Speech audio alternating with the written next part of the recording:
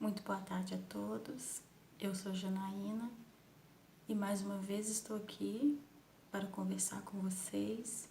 E hoje o nosso tema é a autoridade paterna, que está embasado no livro A Vida em Família, de Rodolfo Caligares. Para a gente começar, nós vamos fazer a nossa prece de harmonização e eu convido a todos vocês para que nesse momento se interiorizem, se conectem com Jesus, para que nós possamos receber toda essa harmonia. Mestre Jesus, querido amigo, rogamos a sua proteção para que possamos diariamente caminhar seguindo adiante, buscando nos melhorar com os aprendizados que a vida nos apresenta em formas de dificuldade. Que tenhamos a gratidão como norma de conduta, que possamos assim, semeando todos os dias sementes de bem, esperar colheita próspera no futuro, onde com toda certeza, caminhando em cima dos teus ensinamentos, poderemos nos dizer pessoas realizadas moralmente. Guarde-nos na tua luz, meu mestre, e abençoe a todos os lares deste planeta Terra, a cada um de nós. Obrigada por tudo, meu Senhor, que assim seja. Para a gente dar início, eu quero ler uma perguntinha que está no Livro dos Espíritos, que é a 582. Ela diz assim: pode-se considerar como missão a paternidade? A resposta é, sem contestação possível, uma verdadeira missão. É, ao mesmo tempo, grandíssimo dever e que envolve mais do que pensa o homem, a sua responsabilidade quanto ao futuro. Deus colocou o filho sob a tutela dos pais, a fim de que estes o dirijam pela senda do bem, e lhes facilitou a tarefa, dando àquele uma organização débil e delicada, que o torna propício a todas as impressões. Muitos há, no entanto, que mais cuidam de aprumar as árvores do seu jardim e de fazê-los dar bons frutos em abundância do que se formar o caráter de seu filho. Se este vier a sucumbir por culpa deles, suportarão os desgostos resultantes dessa queda e partilharão dos sofrimentos do filho na vida futura, por não terem feito o que lhes estava ao alcance para que ele avançasse na estrada do bem. Então, comecei com essa pergunta para que a gente começasse a refletir no porquê que nós passamos por essa fase da infância. E ali nos trouxe que é exatamente porque é uma organização débil e frágil, delicada. Débil quer dizer não dotada ainda de todas as questões de raciocínio, de construção. Então Deus é tão misericordioso que quando Ele nos entrega esses filhos para que nós os eduquemos, Ele nos dá nesse formato, nessa organização infantil, porque assim eles são mais propícios de receber todas as impressões.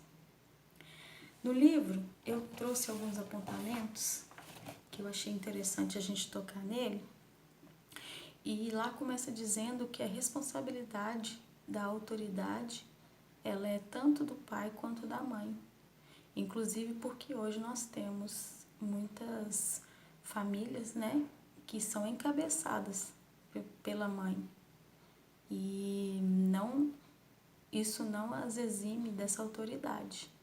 Muitas vezes um lar tem a mãe como pai e mãe. Então, nesse contexto, lá fala que os filhos necessitam de autoridade, direção e educação. O papel da educação é dividido entre os pais e é fundamental para o espírito. Se nós pararmos para pensar que todos nós somos espíritos e que estamos aqui para avançar e aprender, nós vamos chegar à conclusão de que todos precisamos ser educados. Na fase infantil, principalmente, é onde são lançadas as sementes, porque nós precisamos ter em mente que aquelas vidas que Deus nos confiou, elas serão futuramente adultos que caminharão pela terra. Então, dentro desse contexto de direção e educação, nós precisamos estar atentos a quem está ali, quem é aquele espírito, quem é o filho que eu estou recebendo, para que eu possa, desta maneira, conseguir uma educação vigilante em cima daquelas tendências que ele já apresenta para mim, onde vai necessitar da minha educação, do meu olhar crítico, de como direcionar exatamente aquele pontinho. Lá também fala que os filhos esperam da figura paterna a autoridade. Os filhos esperam da figura paterna a autoridade. Todos nós que tivemos a educação composta por pai e mãe, eu até certo ponto, sabemos que essa figura paterna, né, ela nos inspira, ela nos convida a sentir ali a autoridade. Muitas vezes, né, nas educações mais antigas, chegava-se até um temor, e que isso é esperado pelos filhos. O Rodolfo traz isso no livro. Porque todos nós precisamos de limite. A criança, principalmente, né, no início, quando ela ainda não sabe lidar com as emoções, ela ainda está aprendendo a discernir, ela necessita de limites e ela pede limite. Uma criança que não tem direcionamento, ela não consegue, ela não lida com nada. Assim também será um adulto, quando ele passou por todas essas fases sem alguém que o direcionasse ou apontasse. A autoridade legítima vem com respeito, ajuda e ajuda os filhos a crescer, a amadurecer. Então, essa autoridade, de forma alguma, ela pode ser encarada como algo de repressão, de violência, muitas vezes de humilhação. Hoje em dia, nós, os pais de hoje em dia, temos mais acesso a conteúdos que nos direcionam em como podemos promover uma educação satisfatória, sim, mas em nenhuma delas você vai encontrar um manual de instrução que vai te dizer exatamente como fazer, porque cada um tem no seu lar um filho. Nós somos seres individuais, né? E a base de tudo isso é o respeito, é a educação e o exemplo. Porque não adianta nós querermos ter autoridade, educar, direcionar, se nós fazemos exatamente o contrário. Educar dá trabalho, né? Tem uma frase que fala que educar dá trabalho. Se você não está tendo trabalho, provavelmente você não está educando. Então, partindo disso, nós sabemos que não é uma tarefa fácil, mas é uma tarefa que Deus nos confiou quando designou para os nossos corações esses filhos. lá também fala assim: a autoridade ajudará o ser a sair da fase instintiva e a entrar em outra, a adulta, onde terá que lidar com as vicissitudes, as dificuldades. Sem isso, manter-se-á na dependência infantil, sem se ajustar aos grupos sociais que terá que conviver, gerando atritos constantes com seus semelhantes. Mais uma vez, a necessidade da educação. Quando a pessoa não passa por esse processo de ser educada, como está falando ali, ela futuramente vai ser uma pessoa que não vai ter limites, parâmetros para a convivência social. Porque o que se espera de uma formação, quando a gente está promovendo um ser humano numa educação, que nós ensinemos a ele, baseado no respeito, baseado nas virtudes morais, em como proceder, como caminhar futuramente. Nós temos que ter a consciência de que a educação que fazemos hoje, ela é para o amanhã, para que ser que nós vamos deixar para esse planeta. E dentro disso, a autoridade paterna exerce um papel. E esse papel, como Rodolfo gosta de frisar, em várias passagens, ele tem que vir associado também à promoção do ser espírito. Nós precisamos entender que nós educamos um espírito e dentro disso, se nós queremos ter um roteiro seguro para direcionar essas vidas e para que elas saibam lidar lá na frente com as dificuldades, com as frustrações que a vida vai apresentar, porque aqui estamos num planeta de provas e expiações, onde todos nós passamos por aprendizados. Nós precisamos dar a essas pessoas, esses seres, esses espíritos, condições morais, de lidar com essas dificuldades. E qual que é a forma mais eficaz? O Evangelho de Jesus.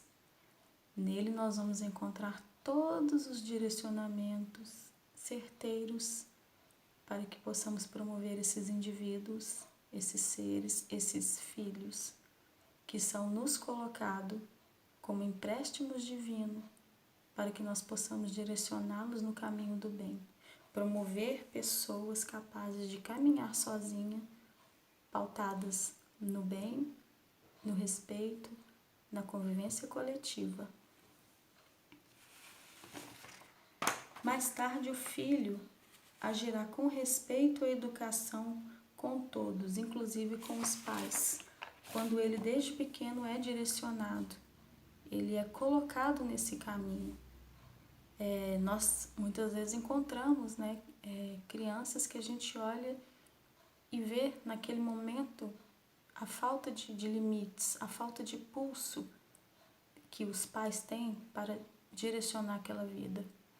E naquele momento já é constrangedor se essa criança, se esse ser continua caminhando pela vida sem limites, o que nós podemos esperar desse adulto?